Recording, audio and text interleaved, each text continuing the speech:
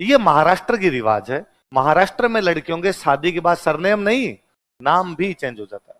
यदि आपका शादी से पहले नाम था रानी, तो शादी के बाद में आप रानी नाम नहीं रखेंगे, आपका नाम दूसरा होगा, विद्या पूजा कुछ भी रखेंगे, लेकिन रानी नाम तो आपका। तो पहले महाराष्ट्र वाले नाम भी बदल देते थे सरनेम। तो लड़कियों का ससुराल में नाम अलग होता, पीहर में नाम अलग होता। लेकिन धीरे धीरे उनके समझ में आया कि यार एक लड़की है जिसने एमए किया है और उसके डॉक्यूमेंट्स में नाम है रानी, आपने आते ही उसको कह दिया तेरा नाम आज के बाद रानी नहीं विद्या है, अब वो नौकरी कौन से नाम से लगेगी? उसको यदि डॉक्यूमेंट देने तो डॉक्यूमेंट तो वही देने पड़ेंगे। तो धीरे धीरे उन्होंने कहा कि नाम छोड़ो, सरनेम तो फिर भी चेंज करना पड़ेगा। इसलिए शादी के बाद में लड़कियां बाकायदा कोर्ट में एफिडेविट लगाने पड़ते हैं। वहां एफिडेविट कहते हैं आज से पहले मेरा नाम रानी मुखर्जी था, आज के बाद मेरा नाम रानी चोपड़ा है। आज से पहले मेरा नाम आलिया भट्ट था, आज के बाद मेरा नाम आलिया कपूर है। अब मेरा नाम यहां से चेंज मान लिया जाए, क्योंकि वहां सरनेम चेंज होते हैं। ये हमारे में असर आया। मैं अपने राजस्थान में देखता हूं कि लड़कियां शादी के बाद अपना सरनेम चेंज कर लेती है, पति का सरनेम लगा लेती है। ये ऐसा कदापि नहीं होता। मुझे याद है अपने राजस्थान में एक बार क्वेश्चन पूछ लिया गया कि राजस्थान की वह कौन सी जाति है जिसमें लड़कियां शादी के बाद अपना सरनेम बदलती नहीं है। आरपीसी ने उत्तर माना राजपूत, क्योंकि पेपर बनाने वाले ने कुछ रानियों के नाम देखे। उसने एक राजा का नाम देखा जसवंत सिंह राठौड़, रानी का नाम देखा हाड़ी रानी जसवंत दे। उसने एक राजा का नाम देखा रतन सिंह चुंडावत, उसने रानी का नाम देखा हाड़ी रानी सहल कंवर। उसने एक राजा का नाम देखा सवाई जयसिंह कछवाहा, रानी का नाम देखा चंद्र कंवर सिसोदिया। उसने एक राजा का नाम देखा अनिरुद्ध सिंह हाड़ा, रानी का नाम देखा लाड कंवर नाथावत। जो लगा चेंज अलग है, रानी का सरनेम अलग है और राजा का सरनेम अलग है। तो ये रानी का सरनेम अलग क्यों? कि इसके पीहर का सरनेम है, इसका मतलब रानी अपना सरनेम चेंज, और उसने उत्तर राजपूत मान लिया। पर ऐसा नहीं, अपने में किसी भी जाति में नहीं होते। आज ही घर पे जाके दादी जी की उम्र की जो महिला, उससे पूछना कि आपका सरनेम क्या है, वो मरे आपका सरनेम नहीं बताए, वो पीहर का बताएगी। और आप ज्यादा यदि कह दो उनको कि नहीं नहीं अपना तो ये है ना, तो डोकरी कह देगी ये तुम्हारा है। आपका सरनेम वो है कि आपकी रगों में जिनका खून बह रहा है, रगों में खून बाप का बह रहा है, तो जो बाप का सरनेम है वो आपका सरनेम है। इसलिए है लड़कियों, तुम पर ये महती जिम्मेदारी है कि कल्चर फिल्मों को देख देख के नहीं सीखनी अपने, और अपने सरनेम चेंज नहीं होते। और पापा वाले सरनेम में क्या दिक्कत है? सबसे अच्छा सरनेम वही है, इसलिए सरनेम चेंज ये अपनी है ही नहीं, यहाँ की रिवाज ही नहीं, उधर की रिवाज होती। अपने करवा चौथ के पे अपने फिल्मों में देखते हैं या अखबारों पे करवा चौथ में पढ़ते हैं कि पति जल्दी घर आएगा, है ना, पत्नी छलनी में से उसका मुंह देखेगी। आप मुझे सिंगल बार बता दो कि अपने राजस्थान के अंदर, गांव के अंदर, शहरों में लोगों ने फिल्मों को देख देख के कर लिए, गांव मैं तो इमेजिन ही नहीं कर पाता इसको कि यार दादी जी की उम्र की महिलाएं क्या दादाजी से कह सकती थी कि आज जल्दी घर आना, मैं छत पे खड़ी होकर देखूंगी? आप देखना छोड़िए, देखना बहुत दूर की बात है, कहती भी थी क्या? उल्टा अपने तो महिलाएं कहती थी कि भौमिया तू बाहर रहा कर, तुझे घर आने की कोई आवश्यकता, मैं खोल खाल लूंगी व्रत। मैंने तो कभी देखा नहीं कि कभी मम्मी नहीं हो पापा कहा कि आप आओगे तो ही मैं व्रत खोलूंगी। क्या पता आदमी कब आए कब नहीं आए, अपने रोटी खाओ ने, चांद दिख गया अपने व्रत खोल लिया जाए। चांद यही है, वो नहीं है चांद। पर ये हम आजकल देख देख सीखे। अपने मेवाड़ में एक महाराणा वे राज सिंह, मेवाड़ महाराणा कौन वे? अपने यहाँ पे ये होता है कि भाई सावन जो होता है, सावन में आती तीज, तो अपने भाई नॉर्मली करवा चौथ आप देखते हो, तो करवा चौथ पे हम ये भी देखते हैं कि चूंकि पति पत्नी के प्रेम का त्योहार है, इसलिए फिल्मों में देखते हैं कि पति जो है पत्नी को गिफ्ट देगा, है ना भाई, वो उसके लिए व्रत करती तो क्या देगा? गिफ्ट। अपने गिफ्ट भी तीज पे दिए जाते हैं। गिफ्ट भी कब दिए जाते हैं? तीज। अपने बोलते हैं सिंजारा। क्या बोलते हैं? लिखो एक बार सिंजारा, इसी में नीचे लिखो सिंजारा।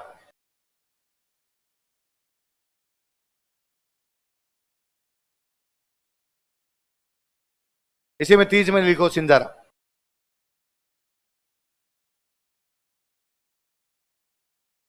सुनो, देखो वापस बात सुनो।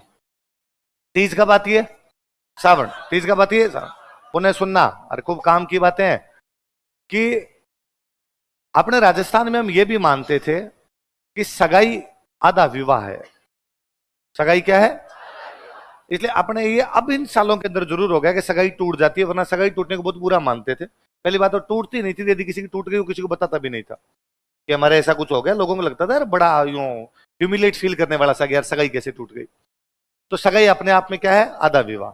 अब सगाई हो गई एक लड़की की, उसके बाद में तीज आई, तीज आती तो ससुराल वाले उसके लिए भेजते हैं गिफ्ट। क्या भेजते हैं? गिफ्ट। शादी नहीं हुई है, बिना शादी के उस लड़की के लिए क्या भेजे जाते हैं? गिफ्ट। और पुनः सुनिए, नॉर्मली आप ये मानते हैं कि गिफ्ट पति पत्नी को देता है। पति किसको देता है? अपने ये नहीं कहते, अपने कहते हैं ससुराल वाले लड़की को भेजते हैं। किसको भेजते हैं? इसका मतलब हम मानते थे कि रिश्ता दो लोगों के बीच का नहीं है, दो परिवारों का है। हम ये मानते थे कि लड़की इस लड़के के साथ ही नहीं है, ये पूरे परिवार के साथ में जुड़ी हुई है, इसलिए पूरा परिवार इसको गिफ्ट भेजे, इसलिए खूब सारी चीजें भेजी जाती। करवा चौथ वाले में नहीं कि भाई एक गिफ्ट आपने ला के दे दिया, कपड़े ही बेचते हैं, कोई गहने ही बेचते हैं, उनके परिवार वालों के भी कुछ बेचते हैं, खूब सारी चीजें, मेकअप का जितना सामान होता सारा बेचते कि नहीं भाई ये सुहाग का पूरा सामान भेजा जाए क्योंकि वो हमारे परिवार के सदस्य बनेगी। तो हमारे लिए वो पति पत्नी के प्रेम का रिश्ता नहीं है, वास्तव में वो जो लड़की का उस परिवार से रिश्ता जुड़ा हुआ दिखाते। तो हम लड़की की शादी नहीं हुई फिर भी उसके लिए गिफ्ट भेजते, उन गिफ्ट को क्या बोलते हैं? अब शादी हो गई, शादी होने के बाद पुनः अपने नियम है कि साहब पहला सावन सास बहू साथ नहीं रहेगी, पहला सावन आएगा उसके अंदर सास और बहू साथ में। हमने को पुराने टाइम के बना रखे हैं कि यदि सास साथ में रहती है सास और बहू तो सास बीमार हो जाती है, सास पे बाहर आता है, सास बीमार हो जाती है, कोई कहानियां जुड़ गई अपने। और हम ये मानते हैं कि अभी भी पहले सावन को लड़कियां कहां चली जाएगी? अपने पीहर। एक बड़ा सा लॉजिक तो ये था कि सावन में आती है रक्षाबंधन। सावन में क्या आती है? एक एक बहन जिसने 15-16 सालों तक हर रक्षाबंधन को अपने भाइयों की राखी बांधी थी, अब जब वो पहली रक्षाबंधन ऐसी आएगी जब वो बहन वहां पर नहीं है, भाई अजीब महसूस करेंगे, बहन वहां बैठी बैठी अजीब महसूस करेगी। इसलिए कहा गया कि शादी हो गई फिर भी एक बार तो जा राखी बांध गया, ताकि उनको ये नहीं लगे कि भाई इस बार हमारी कलाइयां सुनी रह गई। तो हमने कहा कि भाई सावन को पहला जो सावन आएगा उसमें लड़कियां कहां चली जाएगी? अपने। अब पीहर चलेगी तो वापस तीज आई, वापस तीज आई तो हमने वापस गिफ्ट भेजे। कहते सिंजारे दो है, एक कुंवारा है एक परिणेड़ो है, एक शादी से पहले और एक शादी के। तो जब उनकी शादी के बाद पहले सावन को लड़कियां पीहर है तो उनके लिए गिफ्ट भेजे जाएंगे। वो गिफ्ट क्या कहलाते हैं? लिखो लिखो, नव विवाहिता के लिए ससुराल वाले उपहार भेजते हैं। नव विवाहिता के लिए ससुराल वाले उपहार भेजते हैं। In laws sends gift to newly wedded bride. In laws sends gift to newly wedded bride. नव विवाहिता के लिए ससुराल वाले उपहार भेजते हैं। In laws sends gift to newly wedded bride. Newly wedded bride, नव विवाहिता के लिए ससुराल वाले क्या भेजते हैं? तो इसका मतलब आप कभी नहीं देखेंगे राजस्थान में चौथ पे सिंजारे आ गए। सिंजारे कब भेजे जा रहे हैं? तीज पे भेजा रहे हैं। इसका मतलब हमारे पति पत्नी के प्रेम का त्योहार कौन सा माना जा रहा है? चौथ के ऊपर किसी प्रकार का कोई गिफ्ट। तो अब चूंकि पहला सावन लड़की कहां रहती है? अपने पीहर। तो अपने मेवाड़ के महाराणा थे राज सिंह। महाराणा कौन थे? उनकी एक रानी थी जैसलमेर की, जैसलमेर शादी करके आए थे राजा। अब वो रानी जब पहला पीहर आया तो वो पहला सावन आया तो अपने पीहर चली गई। पीहर कहां पे था? जैसलमेर। तो पहले सावन कहां चली गई? जैसलमेर। पर वो राजा को कह के गई कि भाई तीज पति पत्नी के प्रेम का त्योहार है, क्योंकि मैं तो यहाँ रह नहीं सकती क्योंकि मेरा पहला सावन है, पर आप तो मेरे से मिलने के लिए जैसलमेर आ सकते हो। तो राजा ने कहा ठीक है, मैं तीज वाले दिन तुमसे मिलने के लिए कहां पर आ जाऊंगा? जैसलमेर। राजा जैसे तीज नजदीक आई, राजा अपने सेना के साथ रवाना हुए कि भाई अपने कहां चलना है? जैसलमेर। सावन का महीना, सावन के महीने में बारिश ज्यादा आती है। राजा जैसे उदयपुर से निकल के थोड़े आगे आए, बीच में एक नदी आई गोमती। कौन सी नदी आई? और गोमती नदी में बारिश ज्यादा थी इसलिए पानी बहुत ऊपर तक था, इसलिए मंत्री संतरी सैनिक जो साथ में थे उन्होंने कहा राजा नदी क्रॉस नहीं कर सकते, नदी में पानी बहुत ज्यादा है, हमें थोड़ा वेट करना पड़ेगा ताकि नदी का पानी उतरे तो घोड़े अंदर उतारे जा सकते हैं, अभी यदि घोड़े उतरे तो बह जाएंगे इसमें। तो राजा ने कहा ठीक है, बाढ़ की स्थिति तो रुक जाए। राजा रुक गया गोमती नदी के पास, लेकिन बाढ़ थमी नहीं, बारिश थमी नहीं, गोमती रुकी नहीं, इसलिए राजा आक्रोश नहीं कर पाए। इसलिए राजा तीज पर अपनी रानी से मिलने के लिए, राजा को बड़ा फील हुआ कि यार मुझे तीज पर जाना था लेकिन मैं गोमती की वजह से रुक गया। किसकी वजह से रुक गया? यार गोमती ने बांध दिया मुझे। तो जिन गोमती यदि नहीं रोकती तो मैं मेरी रानी से मिलने के लिए कहां चला जाता? जैसलमेर। इसलिए राजा ने गोमती नदी का पानी रोका और गोमती नदी का पानी रोके झील बनाई राजसमंद। कौन सी झील बनाई? राजा ने झील बनाई, राज सिंह ने बनाई, इसलिए नाम क्या है? राजसम। कौन सी नदी का पानी रोक के? इसका मतलब है गोमती में जैसे एक्स्ट्रा पानी होगा किधर चला जाएगा? इसलिए गोमती में कभी भी एक्स्ट्रा पानी आएगा नहीं। इसका मतलब गोमती में कभी भी बाढ़ आएगी नहीं। इसलिए गोमती की वजह से कभी कोई भी रुकेगा। प्रेम की निशानी राजसमंद है। प्रेम की निशानी राजा लगा यार मैं मेरी रानी से मिल नहीं पाया था, आइंदा से कोई भी इस प्रकार से कोई भी बंदा अपनी पत्नी से बिना मिले गोमती की वजह से तो कम से कम रुकेगा। आप राजस्थान की तमाम पुरानी कहानियां पढ़िए, कहानियों में इस प्रकार के आएंगे। कि एक शादी हुई है, शादी के बाद में लड़के ने अपनी पत्नी से कहा कि चूंकि पहले तो मैं अकेला ही था, कमाता मरता नहीं था, बापू ढाबे में खाना खाता था, लेकिन अब हम दो हो गए, मेरे पे जिम्मेदारियां ही है, मुझे कमाने के लिए जाना पड़ेगा। चूंकि पश्चिमी राजस्थान में कमाई के साधन नहीं थे, इसलिए उसने कहा मैं कमाने के लिए मालवा जाऊंगा। कहाँ जाऊंगा? गुजरात जाऊंगा, मालवा जाऊंगा, दूसरे देश में जाके कमाई करूंगा कहीं पर। उस पत्नी ने कहा भाई तुम चले जाओगे, मेरा मन कैसे लगेगा तुम्हारे बिना? तो उसने वापस कहा कि तुम चिंता मत करो, मैं तीज के दिन तुम्हारे पास आ जाऊंगा। कब आ जाऊंगा? उस लड़की ने वापस कहा कि देखो यदि तुम तीज के दिन शाम तक वापस नहीं आए तो मैं जल के मर जाऊंगी, तुम मेरे पास प्लीज तीज वाले दिन आ जाना, क्योंकि हमारा वो त्योहार है। उसने कहा डन। लड़का कहीं पर जाता है, किसी सेठ की नौकरी करता है, सेठ कंजूस है, सेठ को कहता है तीज आ गई, मुझे पत्नी के पास जाना है, मुझे छुट्टी दीजिए। सेठ उसको छुट्टी नहीं, वो कई दिन नौरे निकालता है प्लीज छुट्टी दे दो, छुट्टी नहीं मिलती, तो एक दिन दूज वाले दिन शाम को उसको लगा कि अब छुट्टी तो अपने को मिलेगी नहीं, उसने रिजाइन किया। वो दूज के दिन रात को वहां से निकला अपना घोड़ा लेके, बीच में कहीं नहीं रुका, तीज वाले दिन शाम तक वो वहां पर पहुंच गया। सारी कहानियों क्लाइमेक्स है, यदि वो ना पहुंचता तो शायद उस दिन जल के मर जाती।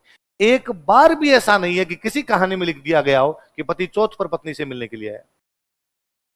सब कहानियों के अंदर है कि पति मिलने के लिए कब आया, सब कहानियों में है कि पत्नी ने कहा कि तुम कब वापस लौट के आना मेरे पास। सिंगल टाइम नहीं है कि चौथ की बात की गई हो। इसलिए हमारे पति पत्नी के प्रेम का त्योहार छोटी तीज है। कौन सी है? आज। कौन सा है? अच्छा, अब चूंकि पति पत्नी के प्रेम का त्योहार है तो श्रृंगार कीजिए, सजिए संवरिए। इसलिए आज के दिन लहरिया उड़े जाते हैं। क्या उड़ जाते हैं? लहरिया सबसे महंगा था, हमने गीतों में गाया भाई मारा लहरिया का 900 रुपया रोकड़ा सा, हम लहरिया गीतों के अंदर गा गए। तो आज के दिन महिलाएं कौन सी ओढ़नी ओढ़ती है? देखो, महिलाएं लहरिया ओढ़नी ओढ़ती है, विमन वियर लहरिया ओढ़नी। महिलाएं लहरिया ओढ़नी ओढ़ती है।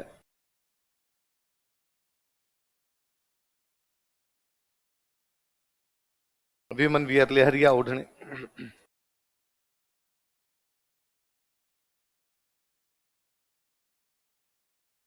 कौन सी ओढ़नी ओढ़ती है? मैं अभी 2-3 दिन पहले किसी क्लास में पढ़ा रहा था सर, पीछे मेट है कोई भेजा उसे, कौन सा दूसरा भेज शायद। तो मैं उन बच्चों को उस दिन कह रहा था कि 2-3 दिन पहले अभी त्योहार शुरू किए थे उसमें, तो मैंने उनको कहा कि यार कल्चर बचाने का एकमात्र तरीका है कल्चर को व्यापार से जोड़ दिया जाए। किसे जोड़ दिया जाए? व्यापार। तो मैं उनको एग्जाम्पल दे रहा था कि यदि तीज वाले दिन जयपुर की सारी महिलाएं जयपुर की यदि दुकान पे जाके कहते कि हमें लहरिए की ओढ़नी दो, एक एक लहरिए की ओढ़नी, ज्यादा कोई नहीं लेके आना, एक एक लहरिए की ओढ़नी लेके, तो जयपुर में लहरिया खत्म हो जाएगा। जयपुर की दुकानों पर इतना लहरिया नहीं है कि जयपुर की सारी महिलाओं को लहरिया की ओढ़नी मिल सके। और यदि एक बार जयपुर की महिला ने इतनी बड़ी संख्या में लहरिया खरीद लिया तो अगली बार दुकान वाले 10 दिन पहले से लहरिया रखना शुरू कर देंगे। और जिस दिन व्यापार से जुड़ गई उस दिन कल्चर अपने आप ही बच जाएगी। और जब पूरे तरफ चारों तरफ लहरिया उड़ के रहेंगे, बच्चे सीखेंगे, दूसरे लोग सीखेंगे आज सेम सेम कपड़े कैसे, क्या तीज, आज तीज है, अगली बार हमें पहले से पता चलेगा कि आज क्या है तीज। हम मार्केट में जाएंगे वहां पर लिखे आएंगे तीज पर भारी छूट। भाई आपको क्यों पता चल जाता है कि आज क्रिसमस है या क्रिसमस आने वाला है? क्योंकि आप कहीं जाते हैं सांता क्लॉज घूम रहा है ना। भाई एक त्योहार है ईसाइयों का ले दे के क्रिसमस, पूरी दुनिया मनाती है यार, एक ही त्योहार है उनके पास क्रिसमस। मैं कहता हूं 25 दिसंबर को क्रिसमस वाले दिन यदि आपको GTWT भी जाना पड़ जाए, आप 2 घंटे जाम में फंसेंगे, गाड़ियों की लाइन लगेगी इस साइड के अंदर। जयपुर में ईसाइयों 1% भी नहीं है, उसके बावजूद सारे के सारे जा रहे हैं, क्योंकि हमारे दिमाग के अंदर घुस गया। हमारे बच्चे क्रिसमस को जानते हैं जबकि बच्चे तीज को नहीं जानते कि तीज क्या है, क्योंकि हम उसको किसके साथ नहीं जोड़ पाए। तो मैं यूं क्लास में हंस रहा था, तो मैंने कहा अरे तुम लोग सारे के सारे परसों लड़कियां तुम सारे लहरिया उड़ गए ना, और लड़कों तुम भी सारे लहरिया उड़ गए ना। आज उस क्लास में अभी मुझे सुबह मिला 10-15 बच्चे लहरिया के साफे बंधे हुए हैं, खूब सारी लड़कियां लहरिया के कपड़े पहने हुए। कल्चर तभी बचेगी जब हम उसको किससे जोड़ पाएंगे, जब तक हम उसे व्यापार से नहीं जोड़ते तब तक कल्चर बचे। ये न केवल पति पत्नी के प्रेम का त्योहार, क्या मैं भी पैर क्या था, मुझे 10 क्लास लेनी है, तुम्हारे जैसे बेच में भी जाना होता जिनका काम केवल हंसना है, तो फिर उन क्लासों में जवाब दे दे कि मर जाता कि मैंने ऐसा क्यों किया क्यों किया। उन बच्चों ने बात मानी, ये बहुत बड़ी बात है।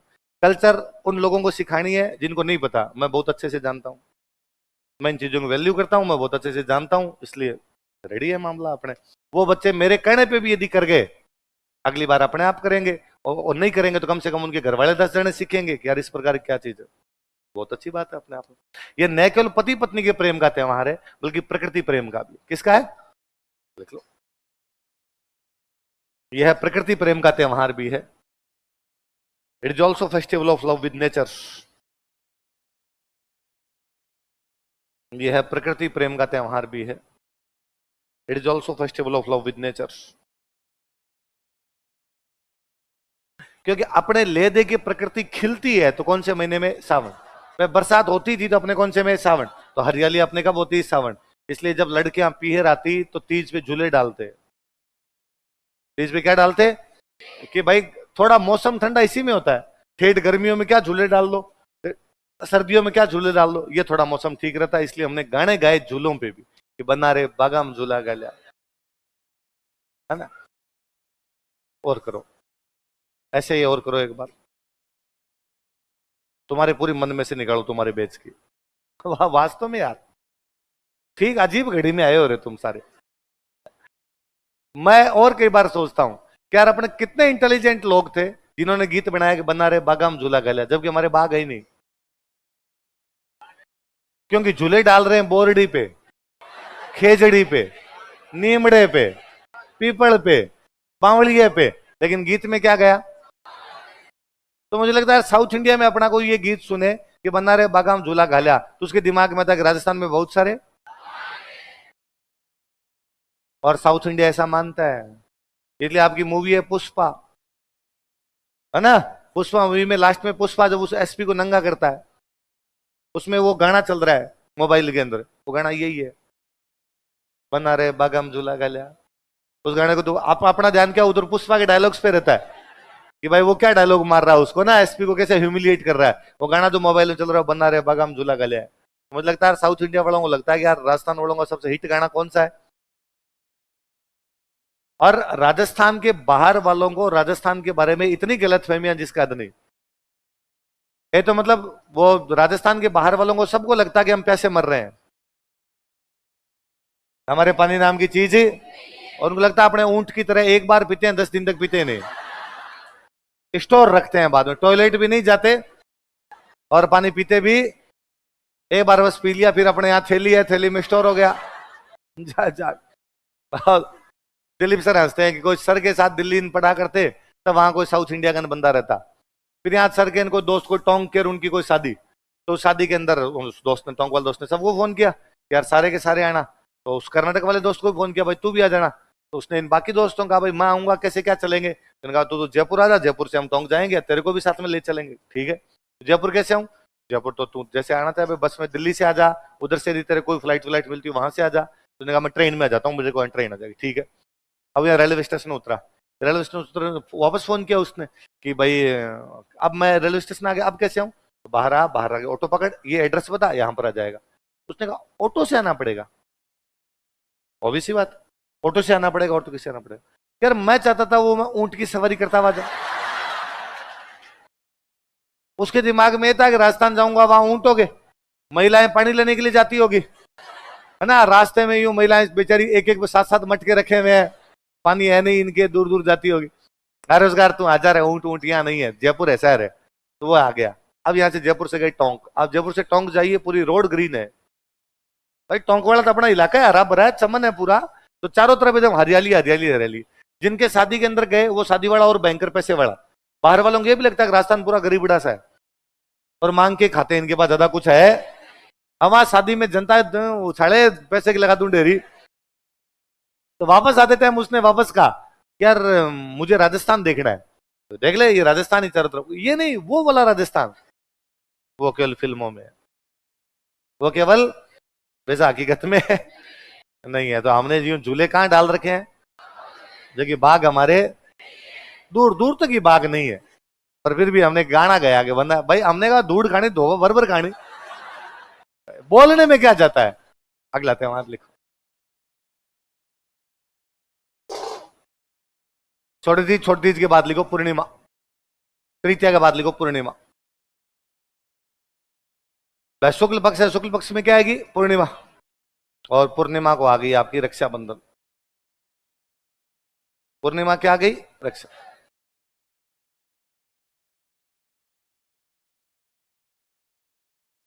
और देखो, गांव में आज भी इसको रक्षाबंधन नहीं बोलते, गांव में बोलते राखड़ी पूनम, रख पुन्यू, है ना, राखी पूनम ऐसे बोलते हैं। मैं हमेशा सोचता हूँ कि यार हम जब भी कोई त्योहार का नाम लेते हैं ना हमारी भाषा में, उसकी तिथि बता देते हैं। क्या बता देते हैं? जब मैं कहता हूँ छोटी तीज, तो तीज को आई। जब मैं कहता हूँ बछ बारस, जब मैं कहता हूँ आंवला नौम्यू, जब मैं कहता हूँ भाई कृष्ण जन्माष्टमी, मैं कहता हूँ निर्जला ग्यारस, मैं कहता हूँ रूप चौदस, धनतेरस, मैं कहता हूँ राखी पूनम, और मैं रक्षाबंधन बोलता हूँ तिथि नहीं पता चलती। जब मैं कहता हूँ रक्षाबंधन तो तिथि पता। जब भाषाएं मरती है ना उनके साथ बहुत सारी चीजें मरती है। ये हिंदी का वर्ड है रक्षाबंधन, हमारा नहीं है। हम इसको राखड़ी पूनम ही कहते थे। राखड़ी पूनम, रख पुन्यू, राखी पूनम। जब रख पुन्यू राखड़ी पूनम बोलते थे ये तो पता चलता है पूनम है। फिर इतना याद करना महीना कौन सा है, यहाँ तो दोनों याद करने हैं कि पूनम को आएगी और महीना भी कौन सा होगा। तो महीना कौन सा है? श्रावण। इसको नारियल पूर्णिमा भी बोलते हैं। क्या बोलते हैं?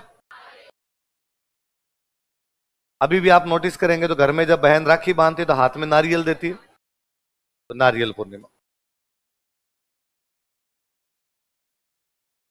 यदि कभी आपने एक नाम सुना हो तो कि एक व्यक्ति था जो अपने अंधे माता पिता को तीर्थ यात्रा करवाने के लिए निकला था। श्रवण कुमार। कौन था? अंधे माता पिता थे, तीर्थ यात्रा करवाने के लिए निकला। अयोध्या के पास में रुका हुआ है। अयोध्या के पास में एक नदी बहती है सरयू। कौन सी नदी है?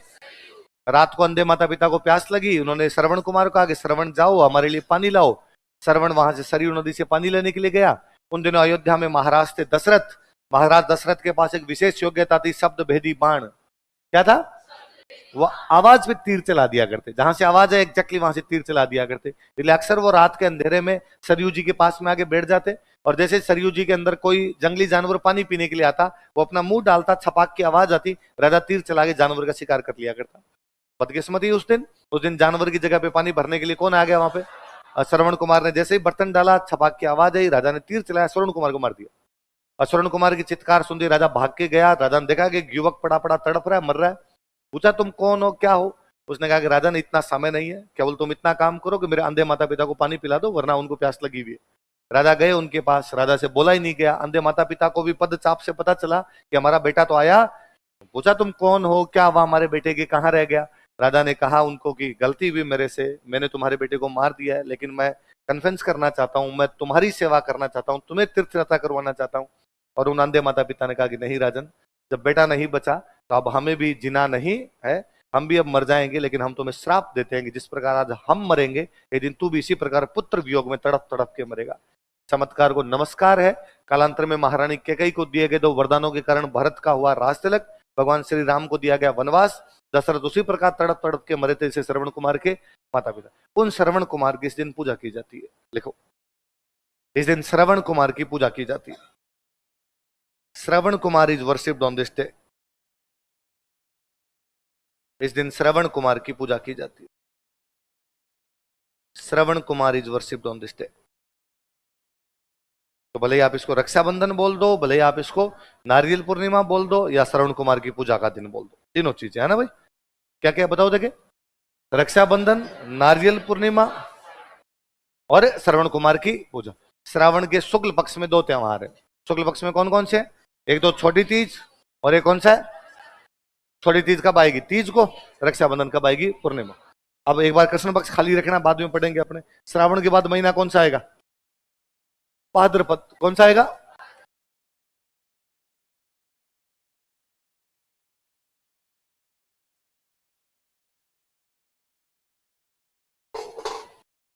पहले पक्ष कौन सा आएगा? अब इसमें पढ़ेंगे हम कृष्ण पक्ष के, क्योंकि वहां तो त्योहार अपने को शुरू ही कहां से करने थे? छोटी तीज। और छोटी तीज आती कब है? शुक्ल में, इसलिए हमने शुक्ल पढ़ा। अब सुनना, देखो पुनः बात पे ध्यान देना। छोटी तीज हमारा पहला त्योहार है। छोटी तीज के बाद लगातार त्योहार आते हैं, इसलिए सबसे अधिक त्योहार आते हैं भादवे में। सबसे अधिक त्योहार कौन से महीने में आते हैं? इसलिए गांव में मम्मी जो कहती है कि भाद्रो महीनो मोटो महीनो है, भादवे का महीना बड़ा महीना है। इसलिए भादवे वाली जो तीज होती है इसको बोलते हैं बड़ी तीज। भादवे वाली जो तीज होती है इसको क्या बोलते हैं? सावन वाली तीज को तो क्या कहते हैं? और भादवे वाली तीज को? सावन वाली तीज तो कौन से पक्ष में आती है? और भादवे वाले कौन से में?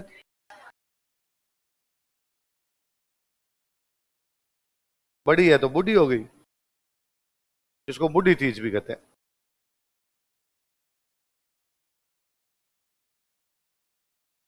भादवे के मौसम में बादल एकदम कजरारे कजरारे हो जाते हैं, मौसम कजलाया सा रहता है, इसलिए बोलते हैं कजली तीज। क्या बोलते हैं?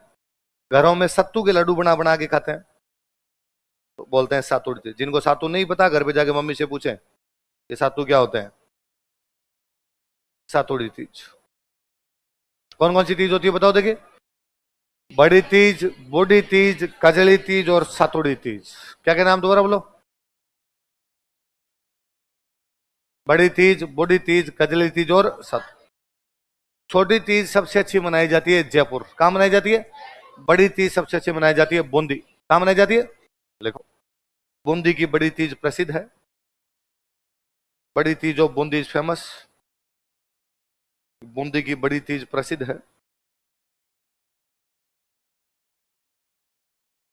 बड़ी Teej of Bundi is famous.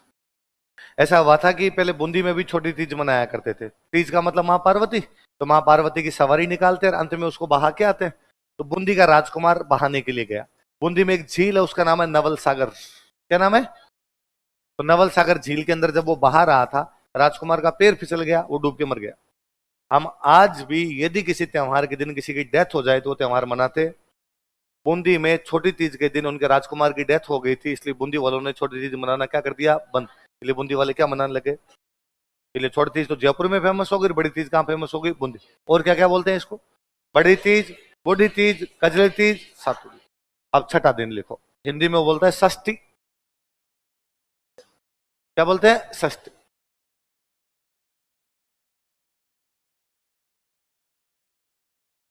उपछठ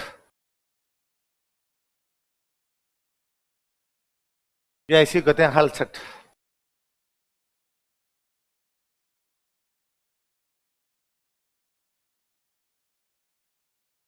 या हल छठ को ही कहते हैं बलराम जयंती।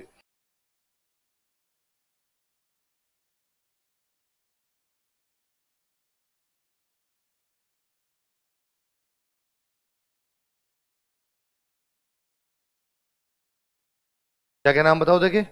उप छठ या हल छठ। हल छठ को क्या कहते हैं? बलराम भगवान कृष्ण के बड़े भैया थे, जिनको हम संकर्षण भी बोलते हैं। पढ़ते हैं अपने गोसुंडिया बिले के वासुदेव और संकर्षण की पूजा। तो संकर्षण का एक और नाम क्या है? बलराम जी का बर्थडे होता है। भाद्रपद की कृष्ण पक्ष की जो षष्ठी होती है, वो बलराम जी का क्या होता है? बर्थडे। तो हमने लिखा बलराम जयंती। बलराम जी का प्रिय हथियार था हल। क्या था? इसलिए बलराम जयंती को क्या बोलते हैं? हल की पूजा की जाती है। छठ को करते हैं, इसलिए क्या बोल दिया? तो बलराम जी का हथियार क्या था? इसलिए बलराम जी का आगे हिंदी में पर्यायवाची पढ़ोगे आप, हलधर। क्या पढ़ोगे? वह जो हल को धारण कर ले, हलधर। हलधर किसे कहा जाता है? किसके भाई थे? उनका जन्म कब हुआ था? भाद्रपद कृष्ण षष्ठी। भाद्रपद कृष्ण, जिसे और क्या कहा जाता है? हल छठ क्यों कहते हैं? हथियार क्या था? हल। या हल छठ को क्या कहते हैं? इस दिन खड़े खड़े व्रत किया जाता है। खड़े रहने को रास्ता नहीं बोलते हैं उबो। खड़े खड़े रहने क्या बोलते हैं? व्रत के समय बैठते नहीं है, खड़े रहते हैं, इसलिए नाम क्या हो गया? उब। क्या नाम हो गया? मैं आपको इंग्लिश में बोलूं तो मैं किसी को स्टैंड अप, खड़े हो जाओ। मैं हिंदी में कहूँ खड़े हो जाओ, मैं रास्ता नहीं बोलता, मैं कहता उबो। उबा रहना मतलब क्या है? आप बैठे बैठे पढ़ते हो, मैं उबा उबा पढ़ाता हूँ। तो उबा रहना मतलब क्या है? खड़ा। इसलिए क्या क्या बोलते हैं इसको? उब छठिया हल। क्या क्या बोलते हैं? आप लिख लो अष्टमी। बलराम जी दोनों भाइयों का बर्थडे पास पास में ही आता था। तो बलराम जी के बर्थडे के पास में किसका बर्थडे आ गया? कृष्ण जी का। कृष्ण जी का अष्टमी को वही था, अपने को पता है, इसलिए इसको बोलते हैं कृष्ण जन्माष्टमी। क्या बोलते हैं? कृष्ण जन्माष्टमी। नेक्स्ट क्लास में पढ़ेंगे।